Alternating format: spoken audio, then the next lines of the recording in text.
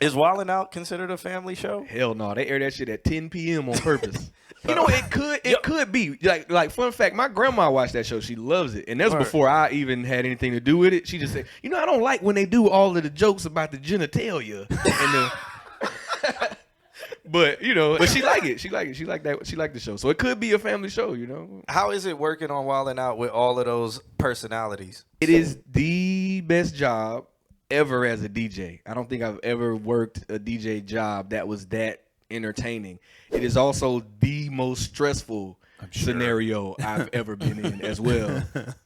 Just because, like, as a DJ, if you get a time slot to spin, they tell you this is your slot. This is what they pay you for. But with Wildnout, and I mean most shows, most concerts, like the tour version, that makes sense because you just go up until they're ready to come out. But with the TV show version, they're like, all right, Dev, you ready? And then I go out, and then I'm playing, and then who knows when the show is going to start. It could be 5 minutes. It could be 45 minutes.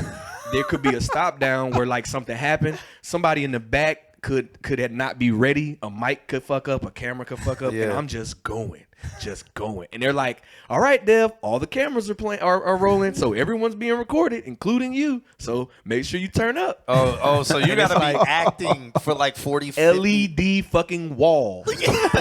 Me, face on it, crowd, panning to them. Like, if it's not lit, like you got to be like. Yes, like we got to go up. And it's one of those things, it's like as soon as I hit that button, hands need to be here. It needs to be the best time of their life. Like that's what is expected because it's going for TV, right? And when I first got there, the first thing I thought was like, well, let me just do what I do in the club, right? Let me turn everybody up, whatever, play the joint, whatever. And it's like it is that, but there's another level of it where it's a show where you need to keep the energy level at a certain place. So what? Because I want advice on this. How do you do that?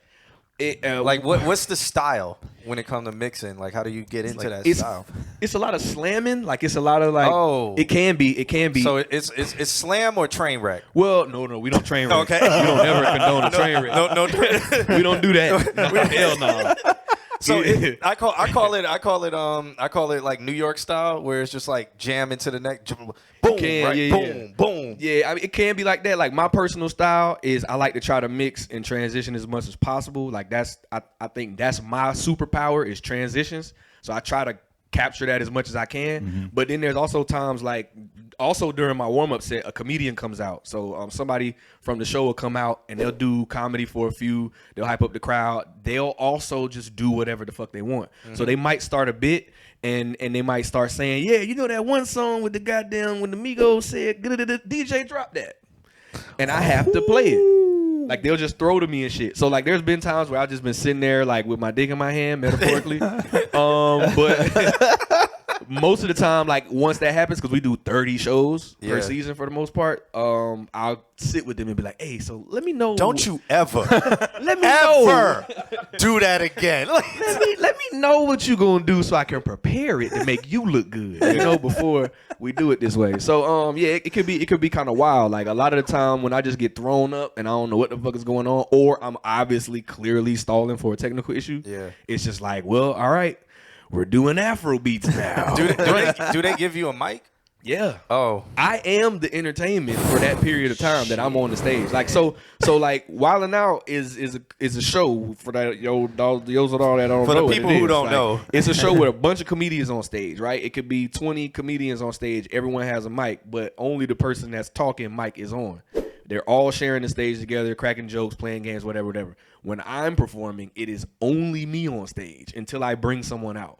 So that entire audience they're in my hand. Like I'm driving the boat with that. So it's a sit down audience too. Well, no, not that part. Oh no, it can be both. It can be both. Okay. So when we first started, it was a sit down, and then it turned into a stand up, and then it turned into even more than that. Sit down audiences are some of the hardest audiences I've ever had to DJ. And that's something that I had to learn too. I had never DJed any style. sort of comedy type of event before. So everything I did was concerts, people standing up, clubs, people standing up. When I got in there my first day doing the live room during, I think we was in Brooklyn too, of all places. So this was a New York crowd. You know they judging. And they coming off the train that got to the other train that got to the other train. I just did that whole thing. And they stood in line for like an hour. They sat in the holding room for another hour. The audience people fucking tried to get them hype and played all the shit that they try to get them hype to. Now and then they got to come out there and sit with me for 45 minutes. My non-New York ass. I'm from the South.